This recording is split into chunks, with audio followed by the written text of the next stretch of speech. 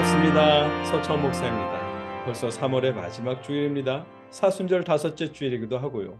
이 귀한 오늘 예배드리기 위해 마주한 여러분을 환영합니다. 함께 묵상 기도로 하나님 옆에 예배드리겠습니다. 여호와여, 내가 깊은 곳에서 주께 부르짖었나이다. 주여, 내 소리를 들으시며 나의 부르짖는 소리에 귀를 기울이소서. 여호와여, 주께서 죄악을 지켜보실진데 주여 누가 서리이까? 그러나 사유하심이 주께 있음은 주를 경외하게 하심이니이다. 아멘. 우리를 용서하시는 아버지 하나님, 우리가 하나님의 사랑을 갈구하며 이렇게 예배드립니다. 아버지의 사랑이 느껴지게 하여 주시옵소서. 예배하는 이 시간 우리가 아버지 안에서 쉼을 누리게 하여 주시옵소서. 감사합니다. 주님, 예수님의 이름으로 기도드립니다. 아멘. 우리가 함께 부를 찬송은 찬송가 149장입니다. 주 달려 죽은 십자가, 함께 찬송하겠습니다.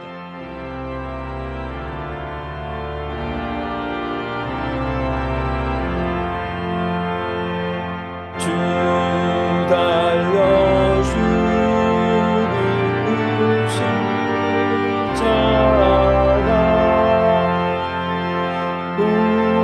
우리가 생각할 때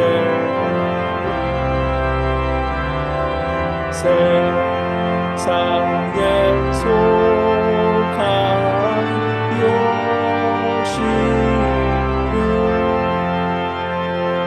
헛된 줄 알고 버리네. 주신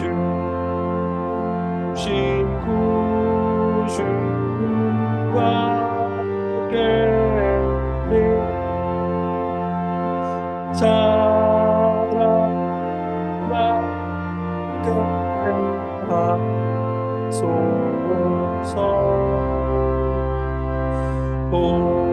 보혈의 보혈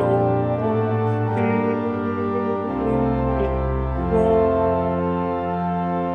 교만한 마음을 버리네. 못 박힌 손만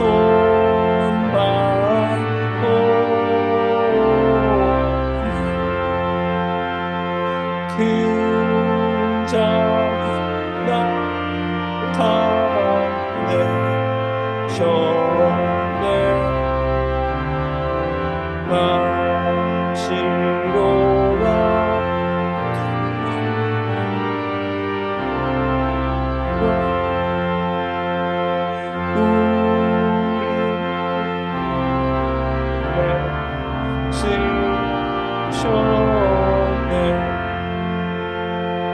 온 세상과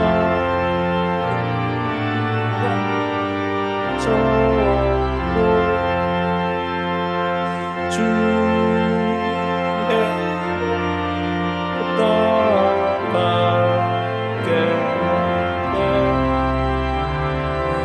놀라운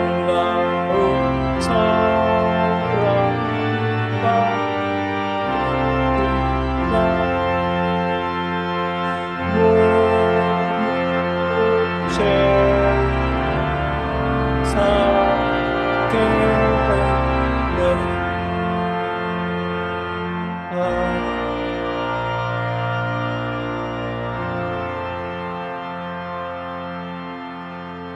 공헌 시간입니다. 아시는 것처럼 여러분이 후원하고 싶은 공동체나 선교단, 작은 교회나 이웃을 통해 하나님께 예물 드리는 시간입니다. 한 달에 한 번 후원하시더라도 우리는 매주 봉헌 기도를 드립니다.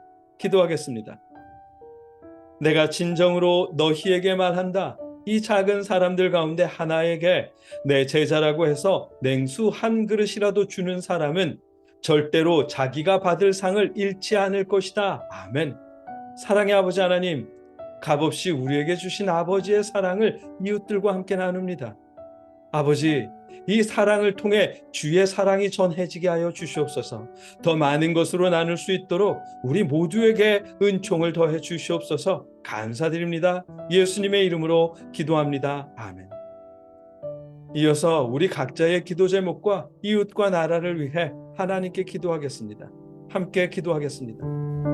사랑의 아버지 하나님, 우리가 아버지를 믿고 기도합니다. 아버지, 우리 마음의 소원을 아십니다. 하나님, 우리 마음에 아버지 앞에 부르짖는 소원을 아십니다.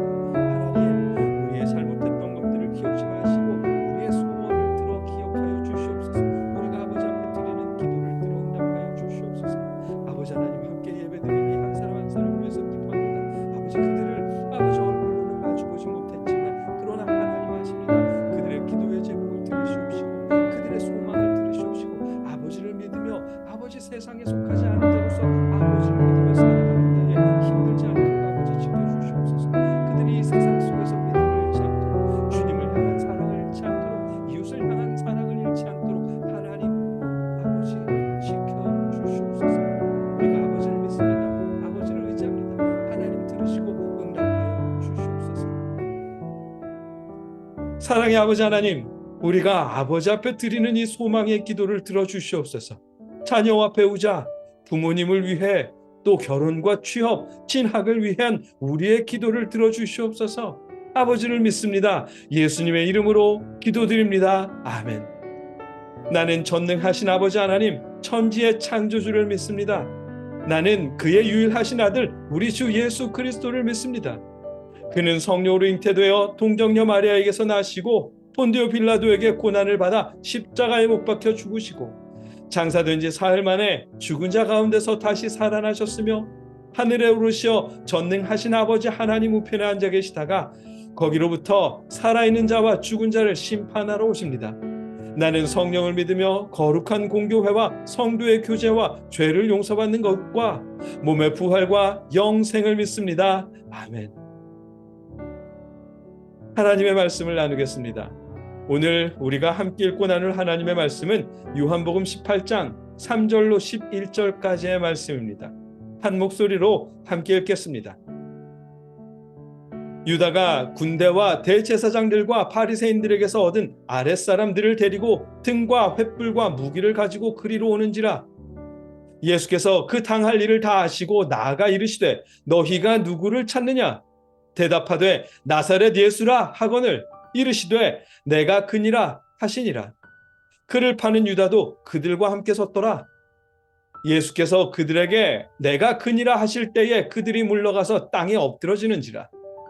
이에 다시 누구를 찾느냐고 물으신데 그들이 말하되 나사렛 예수라 하거늘 예수께서 대답하시되 너희에게 내가 그니라 하였으니 나를 찾거든 이 사람들이 가는 것은 용납하라 하시니 이는 아버지께서 내게 주신 자 중에서 하나도 잃지 아니하였사옵나이다 하신 말씀을 응하게 하려 함이로라.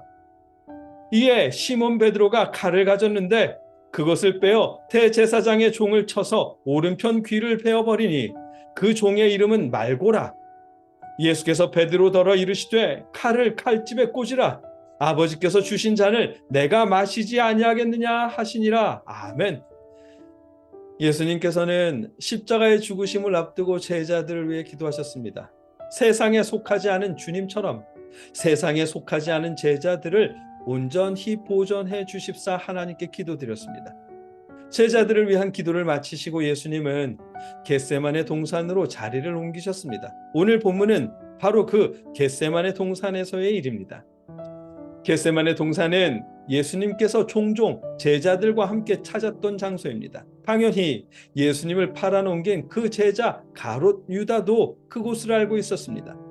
예수님과 마지막 만찬을 나누다가 자리를 떠난 가롯 유다는 예수님이 계실 그 장소로 군대를 이끌고 왔습니다. 예수님을 그들에게 넘겨주기 위해서였습니다. 예수님을 3년이나 따라다닌 가룟 유다였지만 3년이나 예수님을 따르며 예수님께 직접 말씀을 듣고 병을 고치는 기적을 목격했지만 여전히 가룟 유다는 예수님이 바라시는 대로 예수님을 믿지 않았던 모양입니다. 예수님이 바라시는 대로가 아니라 가룟 유다 자신이 바라는 대로 예수님을 믿었던 모양입니다. 그래서 예수님을 팔아넘긴 듯합니다. 사실 가룟 유다가 예수님을 배신한 이유를 정확히는 알 수 없습니다. 하지만 가룟 유다가 열심당이었다는 사실로 미루어 보면 예수님의 방향성에 실망을 느낀 듯합니다. 왜냐하면 열심당은 로마가 다스리는 그 시대에 부자로 유세 떠는 유대인들을 싫어했거든요. 조금이라도 부정을 저질러서 부자가 된 사람이라면 열심당은 눈 하나 깜짝하지 않고 그들을 암살할 정도였습니다. 더불어 열심당은 이스라엘의 독립과 자유를 꿈꾸는 자들이었습니다. 이런 열심당에 속해 있던 가룟 유다에게 가난한 사람을 돌보고 치료하시는 예수님의 사역은 마음에 들었겠지요. 하지만 3년이나 기다렸는데도 예수님은 독립을 위해 움직이실 기미가 없었습니다. 그 당시 예루살렘의 인구가 대략 3만 명쯤이었다는데 예수님을 따라다닌 사람들이 남자만 5천 명이 넘었거든요. 이 정도면 독립전쟁을 위해서 봉기하고 사람들을 더 모아 전쟁을 일으킬 수도 있었을 것 같은데 예수님은 그럴 기미가 없었습니다. 어쩌면 그래서 예수님을 팔아넘겼는지도 모르겠습니다. 예수님을 팔아넘기면 예수님도 못 이기는 척 독립전쟁을 일으키지는 않을까? 그런 바람 때문에 예수님을 판 것은 아닌가 싶습니다. 물론 그 이유 때문에 예수님을 판 것이 아닐 수도 있습니다만, 그러나 분명한 것은 예수님의 제자인 가룟 유다가 예수님을 향한 그의 믿음은 예수님이 바라시는 대로가 아니었다는 사실입니다. 가룟 유다 자신이 바라는 대로 예수님을 믿었다는 사실입니다. 자신이 바라는 대로 예수님을 믿은 제자는 가룟 유다뿐만이 아닙니다. 예수님이 잡히실 때 칼을 뽑아든 그 당시에 베드로 역시 예수님이 바라시는 대로가 아니라 자신이 바라는 대로 믿었습니다. 전해지기로는 베드로 역시 열심당에 속해 있었다고 하거든요. 그래서 칼을 지니고 다녔던 것이라고 말합니다. 베드로는 그 칼로 예수님을 잡으러 온 사람의 귀를 베었습니다. 스승을 지키려는 용감한 행동일 수도 있고 또 당연한 행동일지도 모르겠습니다만, 아니면 원래 불같은 성정의 사람이었던지라 아무 생각 없이 칼을 뽑아 귀를 뺀 것일 수도 있습니다만, 그러나 이유가 어찌 되었든 예수님이 바라신 행동은 아니었습니다. 베드로가 칼을 뽑아 대제사장의 종 말고의 귀를 베었을 때 예수님은 이렇게 말씀하셨거든요. 11절입니다. 함께 읽겠습니다. 예수께서 베드로더러 이르시되 칼을 칼집에 꽂으라. 아버지께서 주신 잔을 내가 마시지 아니하겠느냐 하시니라. 아멘. 예수님은 베드로에게 뽑았던 칼을 다시 넣으라고 하십니다. 지금 이 상황은 아버지 하나님의 뜻이고 예수님께서는 그 뜻을 따르겠다고 말씀하십니다. 예수님이 잡히시고 재판받고 십자가에 죽는 일은 가룟 유다나 베드로나 그 외에 다른 제자들이 원하는 일은 아니었습니다.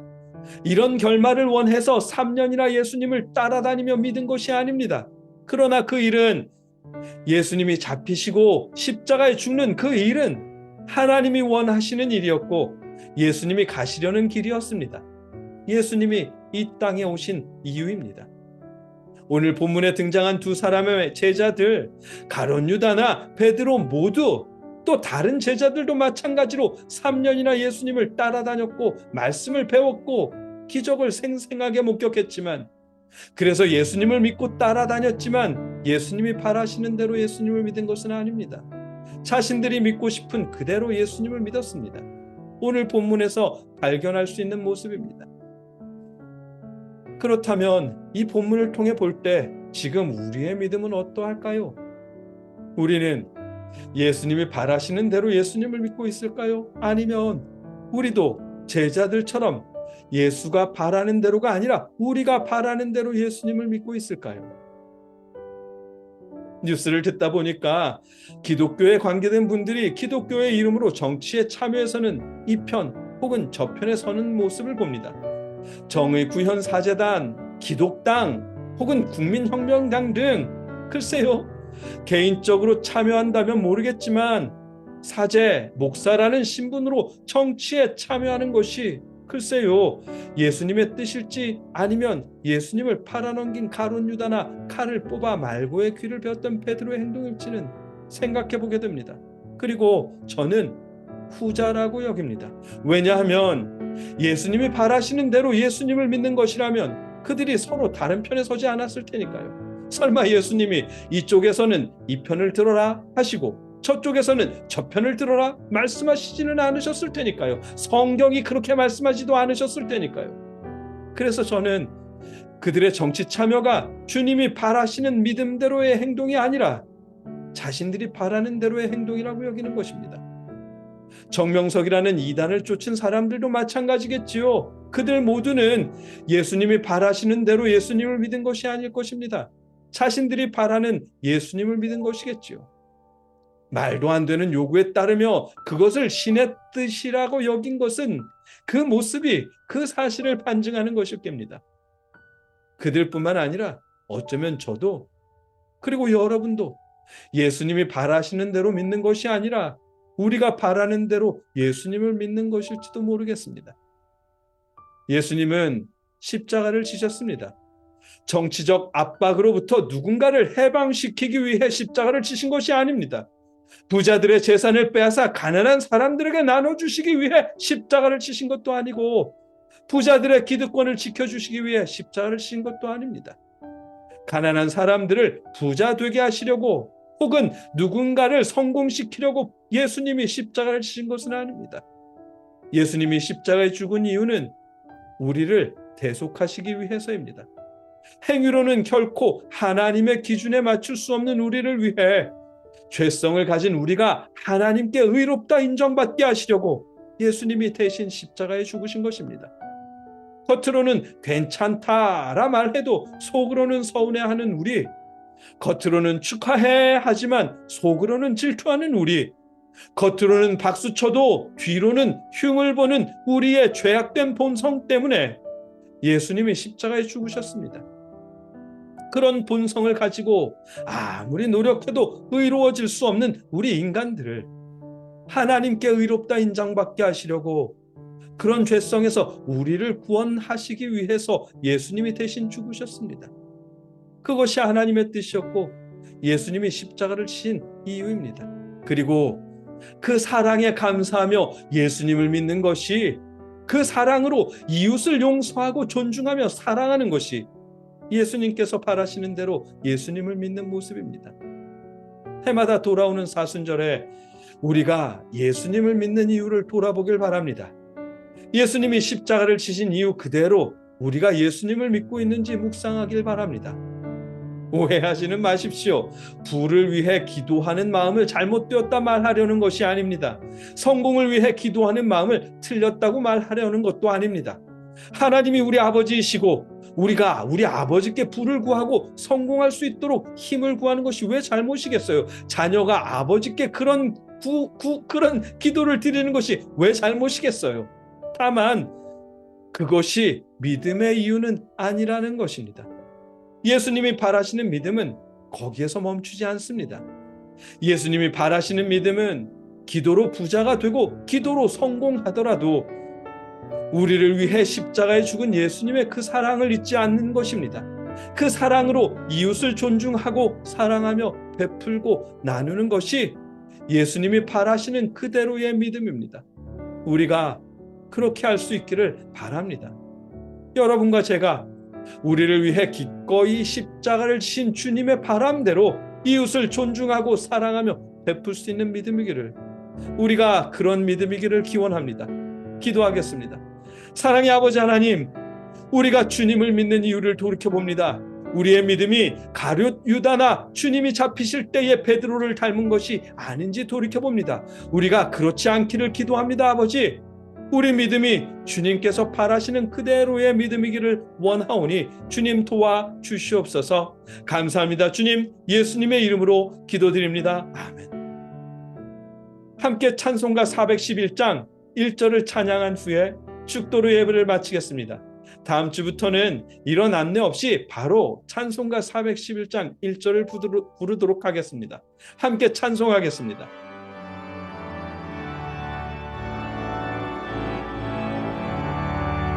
내 맘속에 참된 평화 있네.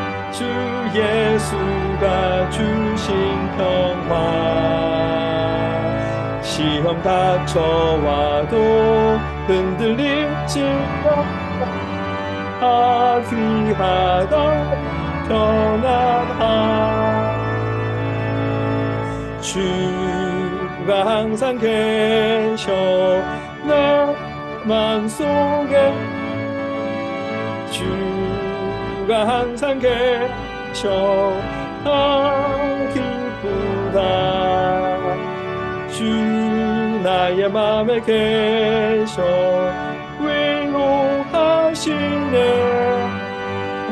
어찌 내가 주를 떠나 살까.